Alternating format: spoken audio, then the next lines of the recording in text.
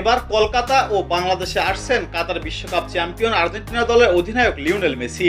আগামী বছরের শুরুতেই ঢাকায় আসবেন তিনি। সঙ্গে চমক হতে পারেন আরেক আর্জেন্টাইন তারকা খেলোয়াড় অ্যাঞ্জেল ডি মারিয়া।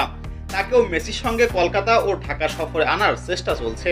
ভারতীয় ক্রীড়া উদ্যোক্তা সত্যেন্দ্র দত্তের বরাত দিয়ে দেশটির সংবাদমাধ্যম G24 ঘন্টার এক প্রতিবেদনে এই কথাটি উল্লেখ করা হয়। এর আগে বাংলাদেশ সফরে এসেছিলেন বাসফাকি খ্যাত আর্জেন্টাইন গোলরক্ষক এমিলিয়ানো মার্টিনেজ। কলকাতা বাংলাদেশ মিলিয়ে বিশ্বকাপ জয়ী গোলরক্ষকের ওই সফর ছিল বেশ উচ্ছ্বাসের। এরপর ব্রাজিলে বিশ্বকাপ জয়ী রোনালদিনহো কলকাতা ও বাংলাদেশ ঘুরে গেছেন।